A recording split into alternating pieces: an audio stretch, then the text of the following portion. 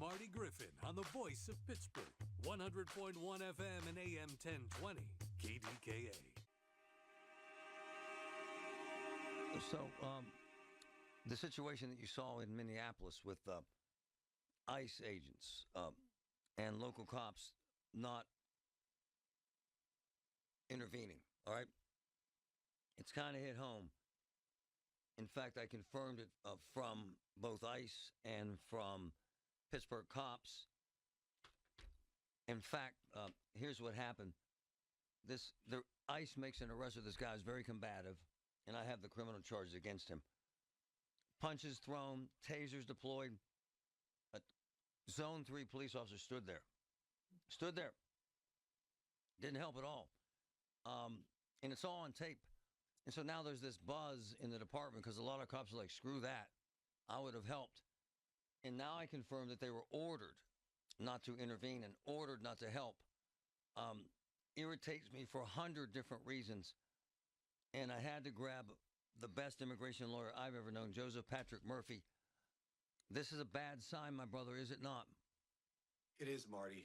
You look at this, and we're drifting toward a de facto civil war. When local law enforcement won't coordinate with federal law enforcement, the law's not getting enforced right. It's I know we don't like it, but that's the rules. And we've always had police departments cooperating with each other, and I hate to see the order breakdown like that. I know that, the topic is the topic, right? Police departments are subject to civilian oversight.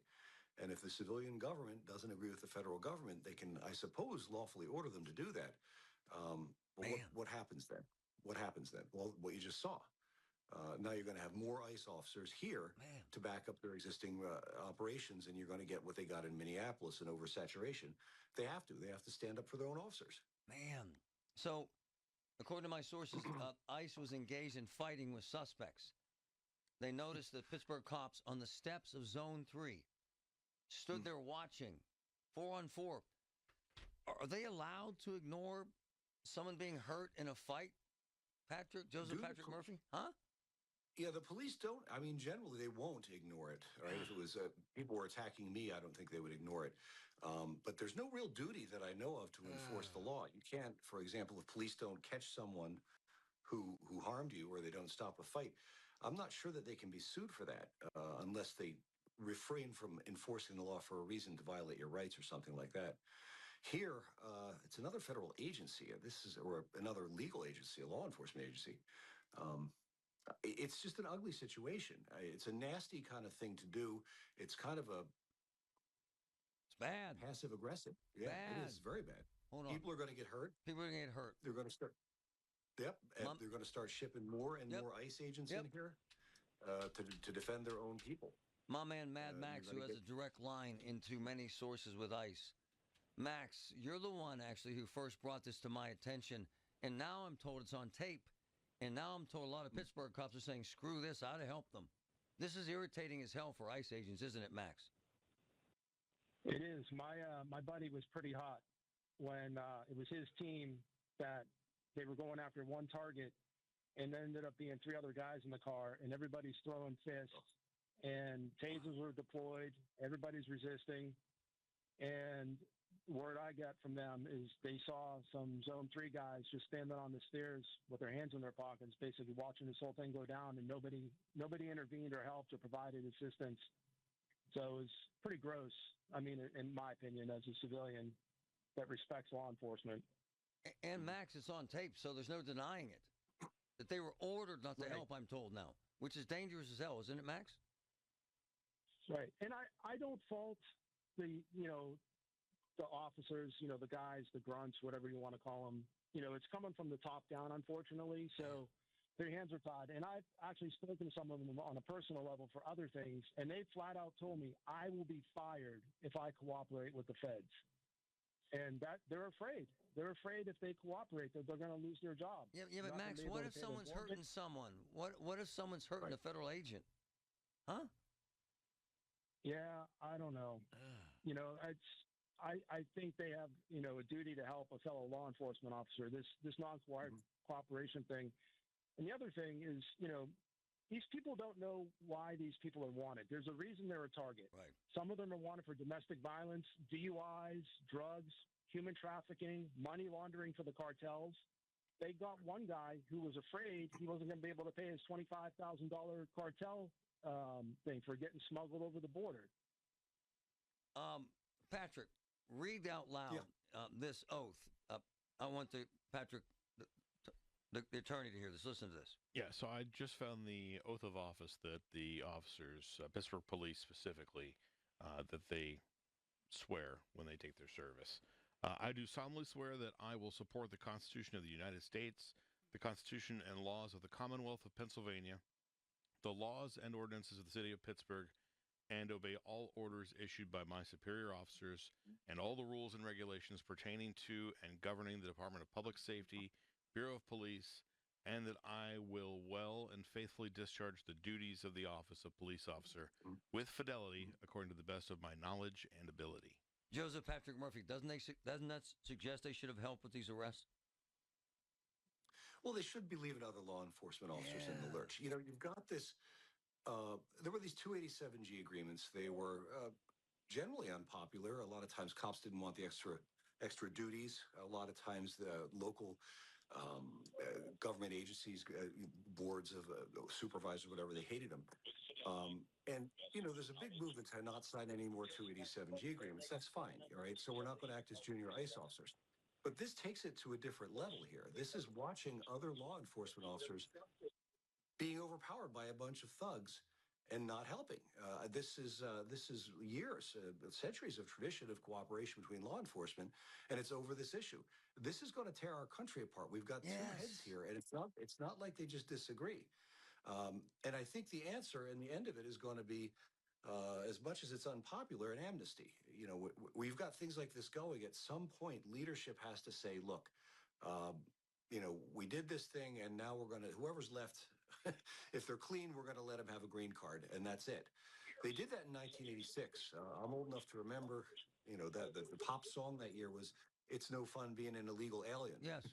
And the whole country was overrun, and it was a mess. Nobody could get anywhere. Everything was in cash, taxes. The dark economies are fueled by this stuff. So at some point, you're going to look at the possibility of getting a mass deportation of all these people. It's not possible. We don't have the resources. Our immigration system isn't designed this way. Even if you cut corners, and they're really cutting corners right now, it would take probably 20 years to get rid of all these people. Hey, so Max. What you do is turn them. Max, the street cops are telling me they were ordered not to help. Ordered, which tells me it came from the chief and or the mayor or both. Bad sign, Max, isn't it? Bad juju, Marty. Not good. Yep. The ICE guys, are they fed up with this? Like I said, you know, they felt like they were, you know, left out in the lurch, as just Dr. Murphy said. You know, they're out there fighting for their lives against these guys who don't want to be arrested. And, you know, there's somebody that could help, but they stood down. They were told to stand down, which, you know, is BS, in my opinion. A lot of them say they're hacked off about this and they would have stepped in and helped. I don't know, but it's not good. Max, thanks, brother. Joseph Patrick Murphy, thank you, sir, as always. Of course, Marty. Thanks for having me on. None of this is easy. Listen to KDKA Radio on the Odyssey, iHeartRadio, or TuneIn apps. Pump up the volume. Business moves fast. Orders roll in, deadlines close in. When you ship with USPS Ground Advantage, you can keep up with confidence. Every package stays in our secure network from dock to door. And with nationwide reach, dependable tracking, and upfront affordable pricing, you get built-in peace of mind. You run the business. We run the routes. Visit USPS.com/groundadvantage to learn more. There's a difference between liking a house and actually getting it. Redfin is built to make up that difference and close the gap between finding and owning the home for you. Redfin agents close twice as many deals as other agents. So when you find a home you love, you're not a step behind when it's time to make an offer. That means less watching great homes disappear and more focus on the one you'll actually move into and call home. Redfin helps turn safe listings into real addresses. Get started at redfin.com. Own the dream. I know two women that both graduated from CCAC with nursing degrees have no debt. No debt. Folks, right now, CCAC is ready for spring semester classes. 130 different programs. My daughter's best friend transferred 2 full years of credits from CCAC with $2,000 in debt. That's it. Folks, it's the place to go for 130 programs. CCAC rocks. They get it.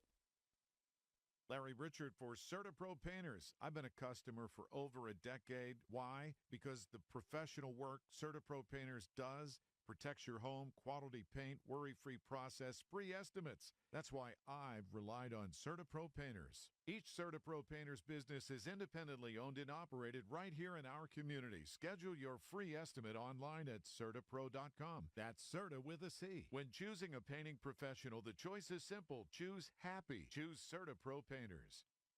At Perry Calder, the law firm, they have AI, all right, but it's attorney intelligence. John Perry is one of my close friends. I have brought family and friends into his office. They have doctors on staff to investigate some of the biggest settlements in Pennsylvania. They care and they win. At Perry Calder, they make sure that you're taken care of. Perry Calder, 412-281-4200. Perry Calder, 412-281-4200. AI, all right. Attorney intelligence. Check them out. Giant Eagle and Odyssey are committed to supporting Greater Pittsburgh Community Food Bank. Donations can be made at any Giant Eagle register through May 20th or anytime by visiting KDKAradio.com. This is CBS Eye on Veterans. John Burrill is a former Navy Sea, Air, and Rescue swimmer who conducted rescues and anti-narcotics missions. Motivated to serve after the events of September 11th, he shares the story of the rough and tough Navy recruiter that first inspired him. And he didn't have a shave. He had a big dip in his mouth, and he sat me down and he goes, "Why do you want to join the Navy?" Well, I want to help out. I want to be part of the effort. I don't want to sit behind a desk. I could do that at home. And he said, "Well, hey, man, you like flying in the back of helicopters?" And I was like, "Yeah." He's like, "You like shooting guns?" I was like, "Yeah." He's like, "You want to jump out and rescue people?" I was like, "Yeah." And he goes, "Sign here." And I was like, "Okay." It's one of the most successful law and justice programs in television history that continues to uncover the truth and investigate true crime cases. 48 Hours, CBS Saturday, and streaming on Paramount Plus. Pittsburgh's 100.1 FM and AM 1020. KDKA. So the conflict, this isn't unique. It's just unique to what we're hearing in Pittsburgh. This started with Pittsburgh cops getting irritated because ICE would make an arrest, and then they would leave the car just sitting in the street, the suspect's car. That irritated Pittsburgh cops. Now you had ICE fighting with suspects that they ended up arresting, and they ended up having criminal charges, and everyone's getting their ass kicked, and there's tasers flying, there's fists flying, and according to my sources at the police department, the cops in Zone 3 were ordered not to help. So now I just got a text. The order came from Commander Abraham and was issued by 2 sergeants. The order came from this commander, Abraham, and was issued by 2 sergeants to stop the officers who rushed out to help. They had to stand there and watch. That's a bad thing, brother. That's just ignorant. Man, it's this has a very unhappy ending. Bad. And by the way, this commander didn't make this up, and these sergeants sure as hell didn't. This goes up the chain of command, which ends up in the department with Lando, and then starts from the mayor. Bad decision, man. Anthony, bad things, brother. This is not good. It's starting a horrible precedent, which folks like myself have been saying. You have. These local officials do not have the right to ignore federal jurisdiction on immigration.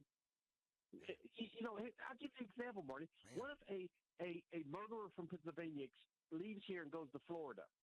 So he's captured, he's caught in Florida, and, extradition papers are normally sent to Florida. What if that governor says, no, we're not going to extradite him?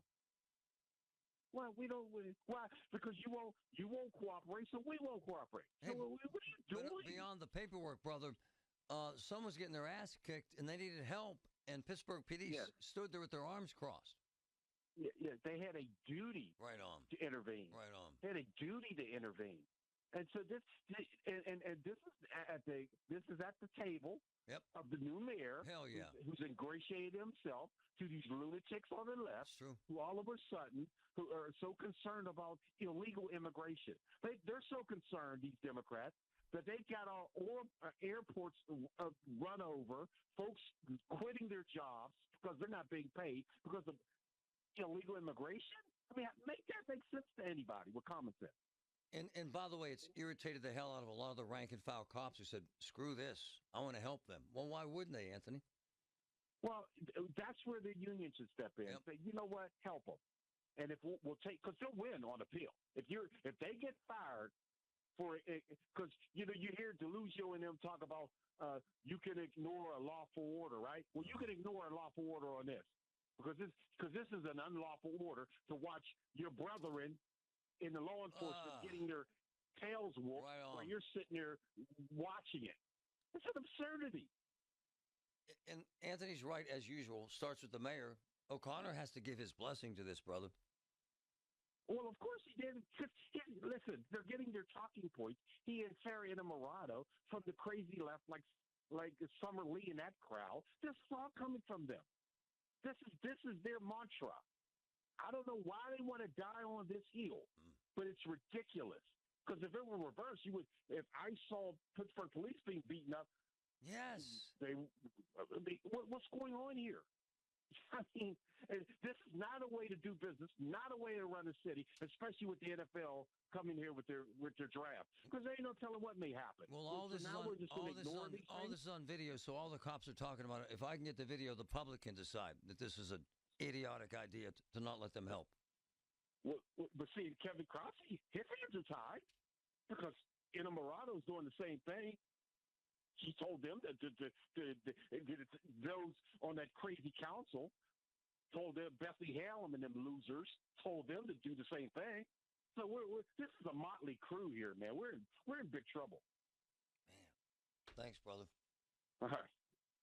It annoys the hell out of me, quite honestly. I think it's ignorant. I'm gonna have to reach out to the mayor and see if